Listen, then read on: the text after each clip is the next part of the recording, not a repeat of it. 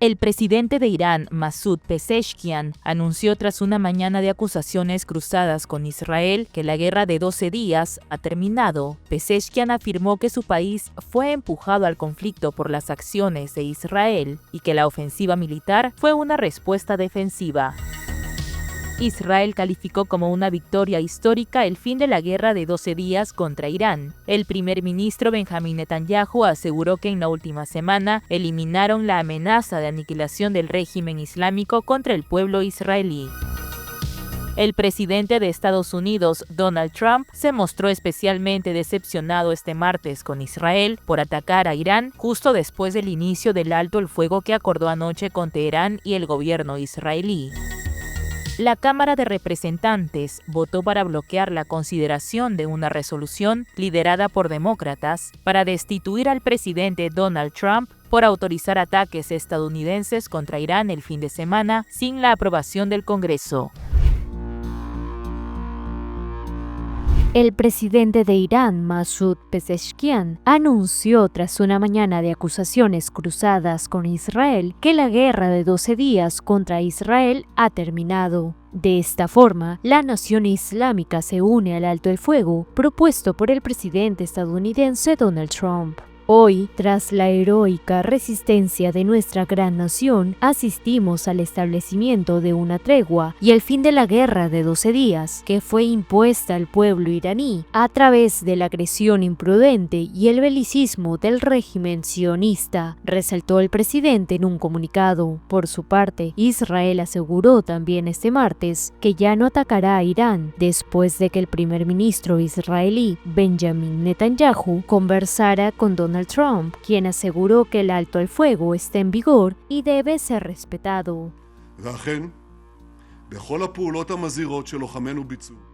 Hemos frustrado el proyecto nuclear de Irán, y si alguien en Irán intenta reconstruirlo, actuaremos con la misma determinación para frustrar cualquier intento de ese tipo.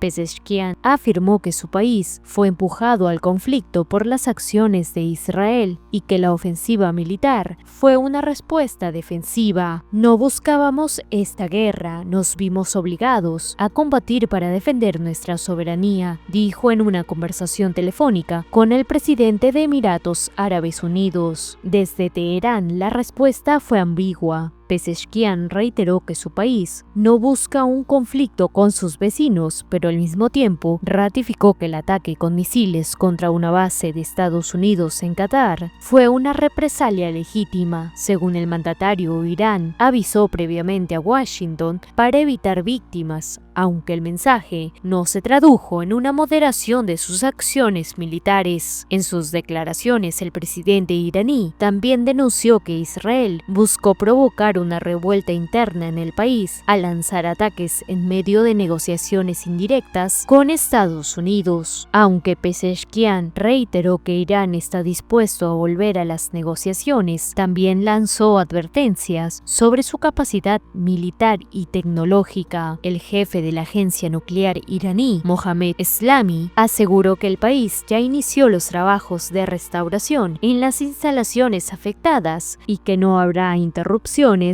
en sus procesos. Hemos logrado una victoria histórica, y esta victoria quedará grabada en la memoria de generaciones venideras. Hemos neutralizado dos amenazas existenciales inmediatas que se ciernen sobre nosotros: la amenaza del exterminio por bombas nucleares y la amenaza de exterminio por 20.000 misiles balísticos. Si no hubiéramos actuado ahora, el Estado de Israel pronto se habría enfrentado al peligro de la aniquilación. Y de hecho, en todas las operaciones llevadas a cabo por nuestros combatientes, hemos frustrado el proyecto nuclear de Irán. Y si alguien en Irán intenta reconstruirlo, actuaremos con la misma determinación, con la misma intensidad, para frustrar cualquier intento de este tipo. Lo digo y lo repito, Irán no tendrá un arma nuclear. Con la eliminación del eje del mal iraní, allanaremos el camino hacia un eje de paz y prosperidad para los pueblos de la región, y les digo, también más allá de los pueblos de la región. Es un momento de orgullo nacional, un momento de unidad, un momento en el que cada ciudadano de Israel puede alzar la voz y decir: juntos hemos logrado lo increíble, juntos hemos logrado lo increíble. Nos hemos levantado, el pueblo de Israel vive, con la ayuda de Dios, el pueblo eterno asegurará la continuidad de Israel. Pese a las acusaciones y amenazas de la mañana del martes, Estados Unidos, a través de su presidente Donald Trump, anunció que Irán e Israel acordaron un alto al fuego y con esto la reapertura de negociaciones diplomáticas para alcanzar la paz en Medio Oriente. A través de una publicación en su cuenta de Truth Social, aseguró lo siguiente: Israel e Irán vinieron a mí casi simultáneamente y me dijeron paz. Sabía que era el momento. El mundo y Oriente Medio son los verdaderos ganadores. Ambas naciones verán un futuro enorme, amor, paz y prosperidad. Suponiendo que todo funcione como debería, que así será. Felicito a ambos países, Israel e Irán, por su resistencia, coraje e inteligencia para poner fin a lo que debería llamarse la Guerra de los 12 días. Esta es una guerra que podría haber durado años y destruido todo Oriente Medio, pero no lo hizo y nunca lo hará. Sin embargo, la tan anunciada tregua pareció peligrar, ya que Israel a primeras horas de martes acusó a Irán de violar el cese al fuego y prometió responder con toda su fuerza. El ministro de Defensa israelí, Israel Katz, afirmó que su país responderá con fuerza tras la absoluta violación del alto el fuego por parte de Irán. Según declaró a CNN un funcionario de las Fuerzas de Defensa de Israel, las fuerzas de Israel interceptaron 2 misiles lanzados desde Irán contra Israel, algo que fue rotundamente rechazado por Irán. No obstante, funcionarios de Irán aseguraron a CNN que si Israel comete un error, todos los territorios ocupados serán atacados, igual que una hora antes del fin de la guerra. Inmediatamente tras estas amenazas cruzadas, Trump envió un mensaje a ambas naciones exigiéndoles que no se ataquen y respeten el alto al fuego acordado el lunes por la noche. El alto al fuego ya está en vigor. Por favor, no lo viole. Donald Trump, presidente de Estados Unidos. Israel no va a atacar a Irán. Todos los aviones darán la vuelta y regresarán a casa, mientras realizan un saludo amistoso a Irán. Nadie resultará herido. El alto el fuego está en vigor. Tras ese tenso momento, tanto Israel como Irán confirmaron que por ahora respetarán lo acordado con Estados Unidos, pero aseguraron que sus fuerzas armadas estarán atentas ante cualquier intento de violación de paz. Siguiendo con la directiva de la cúpula política, el alto al fuego entró en vigor esta mañana. Se puede afirmar que las fuerzas de defensa israelí cumplieron plenamente con todos los antecedentes definidos en la operación León Ascendente. El jefe del Estado Mayor ordenó a las FBI mantener un alto nivel de alerta y preparación para una respuesta contundente ante cualquier violación del alto al fuego. Por otro lado, se conoció que tanto el presidente Trump como el primer ministro de Israel, Benjamin Netanyahu, sostuvieron una conversación telefónica por la mañana, donde el líder de Estados Unidos fue excepcionalmente firme y directo. Asimismo, Trump afirmó que Irán nunca podrá reconstruir su programa nuclear luego de los ataques estadounidenses a sus instalaciones nucleares. El anuncio de alto al fuego entre Israel e Irán ha sido celebrado y saludado por diversos líderes mundiales. Países como China, Rusia, Francia y otros han saludado que los archienemigos de Medio Oriente hayan decidido apostar por la diplomacia para asegurar la paz en la región. El Kremlin acogió con satisfacción la noticia de un alto al fuego entre su aliado Irán e Israel este martes, un día después de que el ministro de Asuntos Exteriores iraní, Abbas Araghchi, se reuniera con el presidente de Rusia, Vladimir Putin, en Moscú. Si efectivamente se ha alcanzado un alto el fuego, entonces esto solo puede y debe ser bienvenido. Eso es solo lo que la Federación Rusa ha estado pidiendo desde el momento de este conflicto. Esperamos que este sea un alto el fuego sostenible, dijo el portavoz del Kremlin, Dmitry Peskov, a los periodistas durante su rueda de prensa diaria de este martes. Por su parte, China aseguró que a través de su portavoz que monitorearon de cerca la situación en Medio Oriente y enfatizó la importancia de preservar la paz entre Irán e Israel. La parte china sigue de cerca los acontecimientos en Medio Oriente y no desea que las tensiones se intensifiquen repetidamente. Se espera que se logre un alto al fuego lo antes posible. Los hechos han demostrado que los medios militares no pueden lograr la paz y que el diálogo y las negociaciones son la vía correcta para resolver los problemas. La parte china insta a las partes pertinentes a retomar la vía correcta de la resolución política lo antes posible. La parte china está dispuesta a colaborar con la comunidad internacional para contribuir a los esfuerzos de mantenimiento de la paz y la estabilidad en la región de Oriente Medio. En tanto, el presidente de Francia, Emmanuel Macron, le recordó al mundo que la tregua entre Irán e Israel sigue siendo frágil y pidió a la comunidad internacional seguir de cerca la situación. Los últimos minutos han demostrado que la situación sigue siendo muy frágil, por lo que debe ser vigilada con gran vigilancia. Todos deben ejercer la máxima presión para el cese del fuego y que se reanuden las conversaciones. Se trata de la estabilidad de la región, de las vidas en juego, pero también de la seriedad con la que podamos reanudar colectivamente el seguimiento de la cuestión nuclear iraní.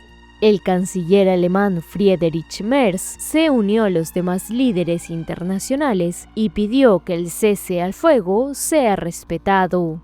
Por lo tanto, celebramos el llamamiento del presidente estadounidense a un alto al fuego. Si este alto al fuego prospera tras los decisivos ataques militares de Estados Unidos e Israel contra las instalaciones nucleares iraníes en Fordow, Natanz e Isfahán, será un avance muy positivo que puede contribuir a la seguridad de Oriente Medio y del mundo. Hacemos un llamamiento a Israel para que atienda la llamada del presidente estadounidense. Por su lado, el primer ministro de Qatar aseguró que espera que Israel no aproveche la tregua con Irán para seguir bombardeando Gaza. Seguimos con nuestros esfuerzos y si Dios quiere buscaremos una oportunidad durante los próximos 2 días para entablar negociaciones indirectas entre ambas partes y alcanzar un acuerdo. Esperamos que la parte israelí no aproveche este alto el fuego con Irán para desatar sus intenciones sobre Gaza y continuar con sus bombardeos. El alto al fuego entre Irán e Israel abre una ventana a la diplomacia. Las Naciones Unidas y diversos países líderes del mundo esperan que este sea el inicio del fin de las tensiones en Medio Oriente, que causó en su momento una preocupación genuina sobre un conflicto bélico de consecuencias desastrosas. Medios de Irán reportaron explosiones en el norte de Teherán, en otras zonas del país, a primera hora de la tarde de este martes, en lo que aparentemente supondría una violación del alto el fuego entre Irán e Israel, propuesto por el presidente de Estados Unidos, Donald Trump. El medio oficial indicó que se han producido 2 explosiones en el norte de Teherán, sin ofrecer datos más concretos. Por su parte, el periódico Etemad informó además de explosiones y la activación de las defensas aéreas en Chamestán, Babol y Babolsar, ciudades de la provincia de Mazandaran. Según información de la Casa Blanca, ante estas acusaciones, Donald Trump habría llamado al primer ministro de Israel, Benjamin Netanyahu, y lo habría instado a detener las hostilidades y respetar el alto al fuego. They violated it, but Israel violated it too. Israel, tan pronto como hicimos el trato, salieron y lanzaron un montón de bombas, como nunca antes lo habían visto, la mayor cantidad que hemos visto. No estoy contento con Israel. Saben cuando lo digo, ahora tienen 12 horas, no salen en la primera hora y simplemente lanzan todo lo que tienen. Así que no estoy contento para nada con ellos. Tampoco estoy contento con Irán, pero me molesta mucho que Israel salga esta mañana por un cohete que no cayó, que fue disparado quizá por error, pero no cayó. No me gusta eso. ¿Saben qué? Básicamente tenemos 2 países que están luchando hace tiempo y tan duro que no saben qué carajo están haciendo. ¿Entiendes eso?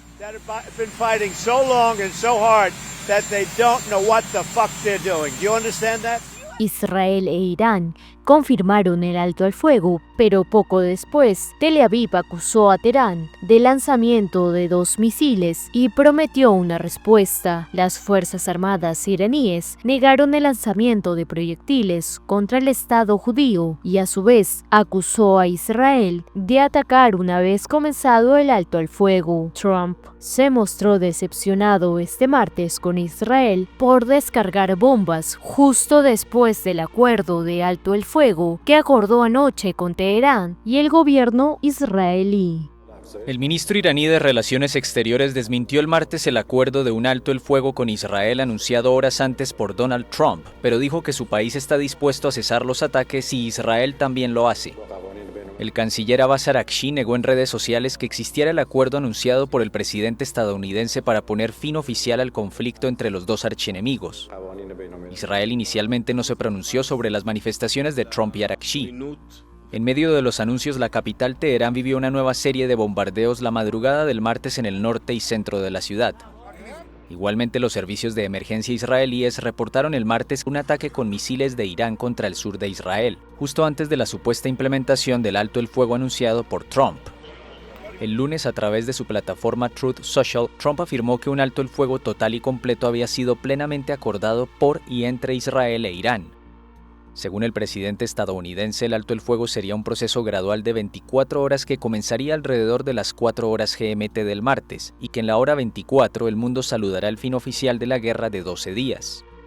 Minutos después del anuncio de Trump, los guardianes de la revolución, el ejército ideológico de Irán, prometieron hacer que Estados Unidos lamente cualquier nuevo ataque contra su territorio. Irán atacó el lunes la base militar estadounidense de Al-Udeid en Qatar en represalia por los ataques de Estados Unidos del domingo contra 3 plantas nucleares iraníes.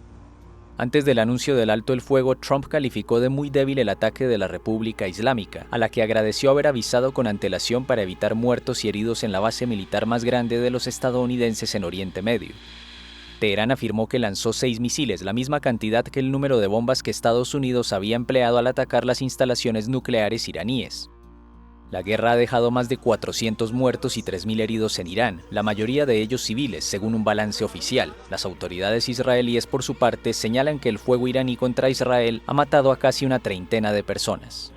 La Cámara de Representantes votó para bloquear la consideración de una resolución liderada por demócratas para destituir al presidente Donald Trump por autorizar ataques estadounidenses contra Irán el fin de semana sin la aprobación del Congreso. La votación dividió a los demócratas y se produce mientras algunos miembros del partido, incluida la expresidente de la Cámara, Nancy Pelosi, habían enfriado los llamados a un juicio político. Los legisladores votaron 349-79 para archivar la resolución de destitución presentada por el representante demócrata de Texas, Al Green. La Cámara no votó directamente sobre la resolución de destitución, sino sobre una moción liderada por los republicanos para archivarla o eliminarla. Como se recuerda, tras el ataque contra las instalaciones nucleares de Irán, las divisiones instantáneas en el Congreso de Estados Unidos reflejaron un debate sobre la capacidad del presidente para llevar a cabo una acción tan trascendental sin autorización de la Cámara de Representantes y el Senado sobre el uso de la fuerza militar. Demócratas y algunos republicanos dijeron que los ataques eran inconstitucionales y exigieron más información. En un entorno clasificado, el líder demócrata del Senado, Chuck Schumer, dijo que solo recibió una notificación superficial sin detalles. El líder demócrata de la Cámara de Representantes, Hakeem Jeffries, dijo que Trump engañó al país sobre sus intenciones, no buscó la autorización del Congreso para el uso de la fuerza militar y arriesga la implicación estadounidense en una guerra potencialmente desastrosa en Oriente Medio. Ambos partidos han tenido divisiones en los últimos días sobre la posibilidad de atacar a Irán, incluidos algunos de los partidarios más fervientes de Donald Trump, que compartieron su crítica a las guerras eternas de Estados Unidos. Tras el voto de la Cámara del Parlamento, Trump ha quedado fortalecido en el puesto. El presidente de Estados Unidos, Donald Trump, confirmó este martes que habló con su homólogo ruso, Vladimir Putin, quien le ofreció ayuda para lidiar con Irán, a lo que Trump le respondió que prefería mejor cooperación de Moscú en relación al fin de la guerra en Ucrania. Vladimir me llamó y me dijo, ¿puedo ayudarte con Irán? Le dije, no necesito ayuda con Irán, necesito ayuda contigo, dijo el mandatario de Estados Unidos a periodistas a bordo del Air Force One, de camino a La Haya para participar en la cumbre de la OTAN. Desde antes de su regreso a la Casa Blanca, Trump ha estado abogando por un cese completo de las hostilidades en la guerra que libra Rusia en Ucrania, para lo que ha buscado sin éxito un entendimiento entre Moscú y Kiev, mientras que se ha mostrado más crítico con los ucranianos, pese a que la invasión la inició Rusia en febrero de 2022. La semana pasada, Putin afirmó que el conflicto con Ucrania es diferente del de Israel e Irán, en el que Trump ayudó a negociar un cese el fuego acordado en la noche entre el gobierno israelí y Teherán tras 12 días de fuego cruzado. El Kremlin, uno de los principales aliados de Irán, expresó su apoyo hacia un alto el fuego entre Irán e Israel. No hay indicios de que Putin quiera detener esta guerra. Rusia rechaza todas las propuestas de paz, incluidas las de Estados Unidos. Putin solo piensa en la guerra. Es un hecho, quizá relacione su propia supervivencia política con su capacidad para seguir matando. Imágenes que han causado indignación en California. Este sábado, Narciso Barranco, mexicano de nacimiento y padre de 3 marines estadounidenses, fue detenido violentamente por agentes federales mientras trabajaba como paisajista en California. En imágenes difundidas por el canal de noticias KTLA del sur de California, se puede observar el momento de la detención, con la presencia de al menos 4 agentes. El paisajista es derribado, inmovilizado y golpeado repetidamente por agentes federales enmascarados en el condado de Orange. Alejandro Barranco, veterano de la Marina, dice que su padre, Narciso Barranco, de 48 años y originario de Cuernavaca, Morelos, estaba trabajando fuera de un IHOP de Santa Ana el sábado, cuando varios hombres enmascarados se le acercaron. Asustado empezó a huir y momentos después estaba en el suelo, sujetado por los hombres que le golpearon. El menor de los Barranco declaró el domingo a The Times que su padre había sido rociado con gas pimienta y golpeado y que tenía el hombro dislocado. Tras hablar con él el domingo por la tarde sobre las 18 horas, Barranco dijo que su padre no había recibido tratamiento médico, ni comida ni agua, tras más de 24 horas en un centro de detención de Los Ángeles. El Departamento de Seguridad Nacional y el Servicio de Inmigración y Control de Aduanas aseguraron en X que el detenido había agredido a las fuerzas del orden federales con una desbrozadora. La portavoz Patricia McLaughlin asegura que Barranco es un ilegal. El Departamento de Seguridad Nacional acusó a los medios de sesgar lo que realmente sucedió. Con 700 marines de 29 Palms desplegados en Los Ángeles a raíz de las protestas por las recientes redadas de inmigración, Barranco dijo que entendía que muchos de sus compañeros marines solo estaban cumpliendo órdenes. Solo sé que también tienen sentimientos encontrados sobre todo lo que está pasando, dijo Barranco. Sé que aman a su país, que quieren servir a su país, pero también estoy seguro de que aman a sus padres y aman a sus familiares que son indocumentados. La familia Barranco ha montado una página de donativos para poder enfrentar la defensa legal que viene y así mantener a Narciso en Estados Unidos. Sus hijos sostienen que el hombre crió a la familia en este país, donde se estableció desde hace varios años. Vergonzosa. Así calificó Caracas el lunes a una resolución de la Corte Suprema de El Salvador, que rechazó un pedido de la Fiscalía de Venezuela para defender a 252 migrantes venezolanos presos en el país centroamericano tras ser deportados por Estados Unidos. La Sala Constitucional dio 3 días de plazo para que un bufete de abogados contratado por el gobierno de Venezuela para defender a los migrantes presos entregue información que complete un recurso de habeas corpus que presentó a fines de marzo. Nayib Bukele se ha transformado en un monstruo de baja monta. Es un monstruo. Es un Netanyahu, pero es un monstruo de baja monta. Y sencillamente es el encargado en Centroamérica de hacer las satrapías más grandes que se hayan visto. en mucho tiempo. Los venezolanos fueron expulsados por el gobierno de Donald Trump desde el 15 de marzo, acusados sin presentar pruebas de integrar la banda criminal Tren de Aragua. Fueron recluidos en el Secot, una cárcel de máxima seguridad en El Salvador, construida para pandilleros por el gobierno del presidente Nayib Bukele. Yo le digo a los familiares de los 252 venezolanos, más temprano que tarde los tendremos en Venezuela. Los vamos a recuperar. Familiares de los venezolanos deportados estuvieron este mes en El Salvador, sin que el gobierno de Bukele les permitiera verlos o tener una prueba de vida.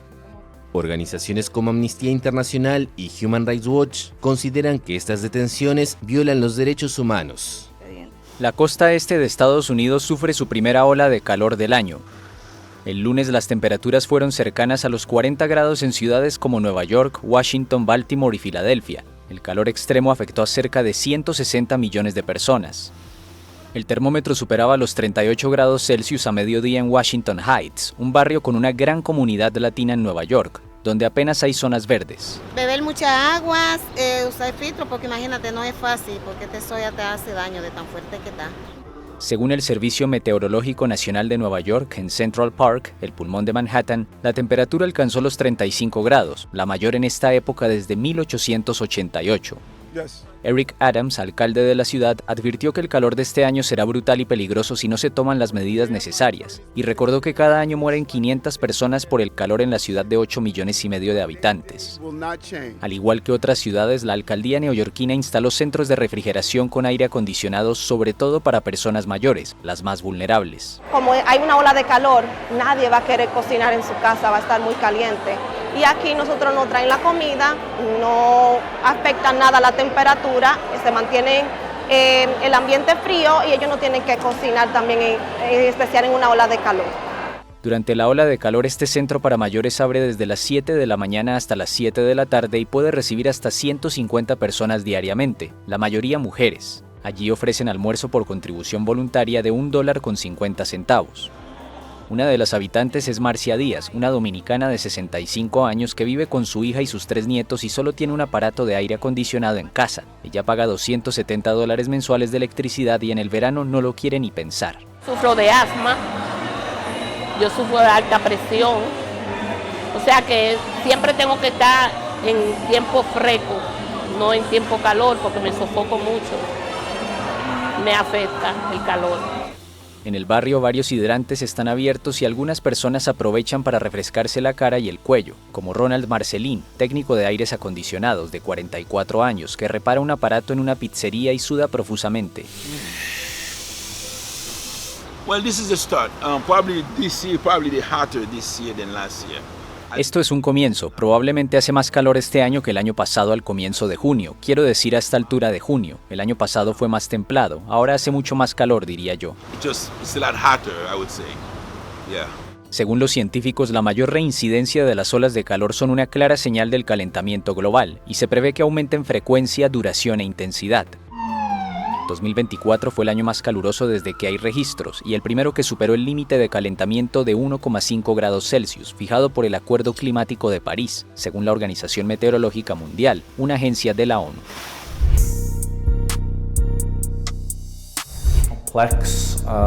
El mundo se enfrenta a la situación geopolítica más compleja en décadas.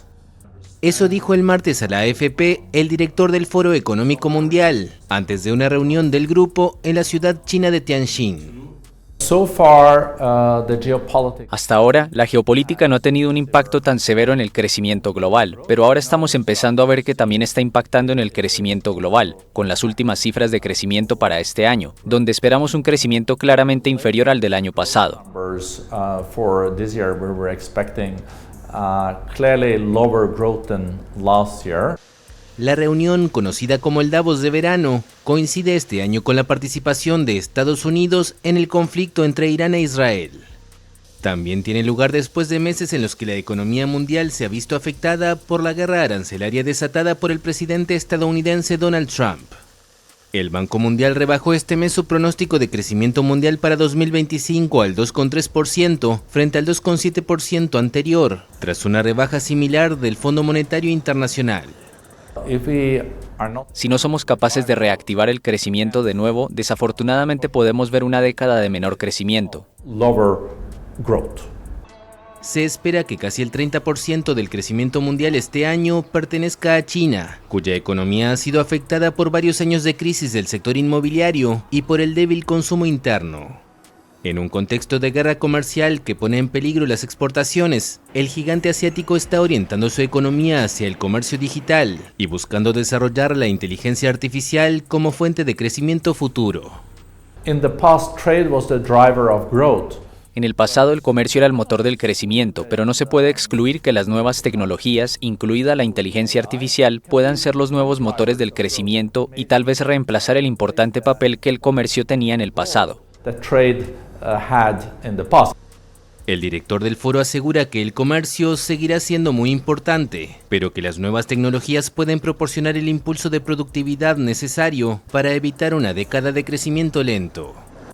2 ataques rusos dejaron una decena de muertos en Ucrania.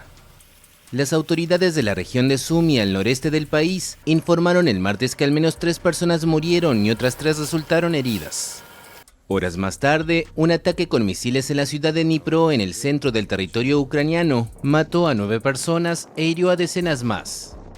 Ucrania acusó a Rusia de lanzar un mensaje de terror y de rechazo a la paz, poco antes de la apertura de una cumbre de la OTAN en Países Bajos.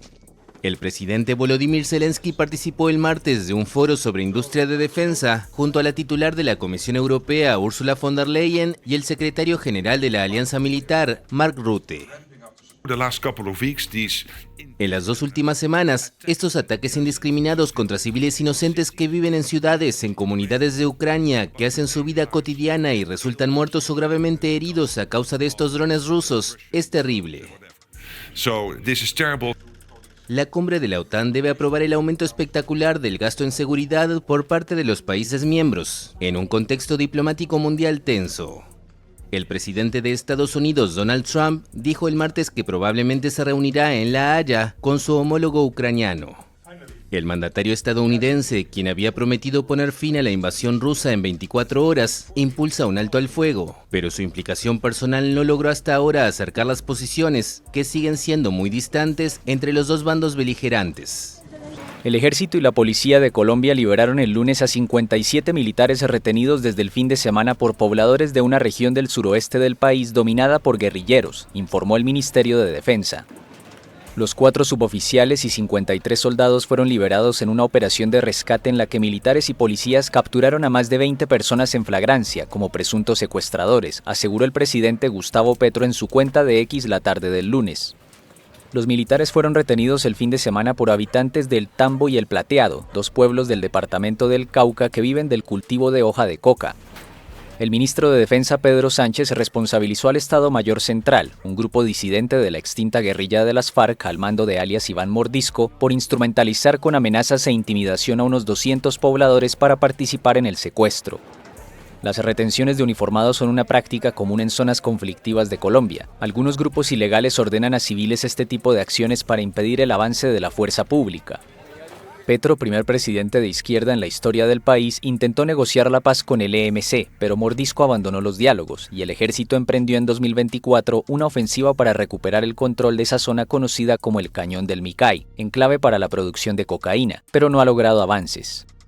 Colombia, inmersa en una guerra interna de medio siglo que enfrenta guerrillas, grupos narcotraficantes y fuerzas estatales, vive su peor crisis de seguridad en la última década.